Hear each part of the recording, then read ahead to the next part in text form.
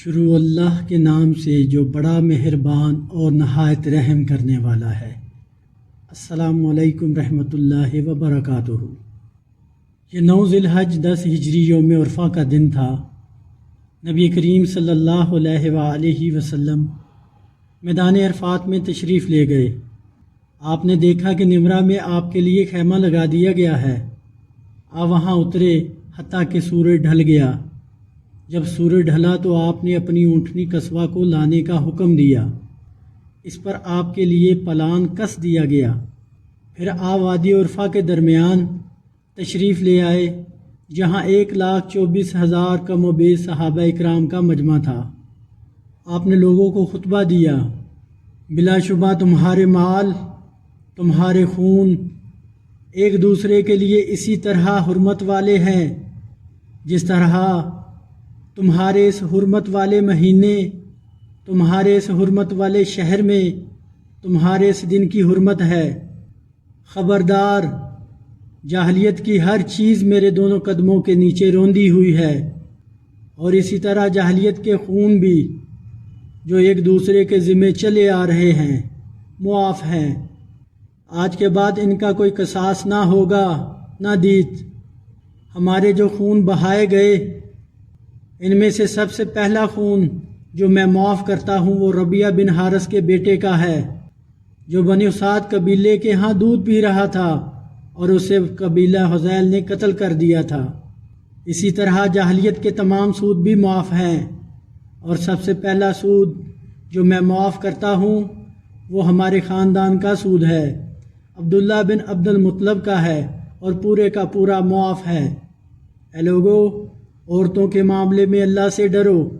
تم نے انہیں اللہ کی دی ہوئی امان کے ساتھ اپنایا ہے، اور ان کی شرمگاہوں کو اللہ کے کلمے کی عائد کردہ پابندیوں کے ذریعے سے اپنے لیے حلال کیا ہے، اور تمہارا ان پر یہ حق ہے تمہارے بستر پر کسی ایسے شخص، مرد عورت کو نہ بیٹھنے دیں جسے تم ناپسند کرتے ہو۔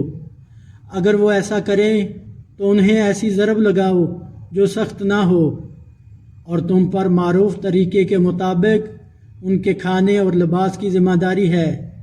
میں تم میں ایک ایسی چیز چھوڑ رہا ہوں کہ اگر تم نے اسے مضبوطی سے تھامے رکھا تو اس کے بعد تم ہرگز گمراہ نہ ہوگے، اور وہ اللہ کی کتاب قرآن مجید ہے۔ تم لوگوں سے میرے بارے میں پوچھا جائے گا، بتاؤ کیا کہو گے؟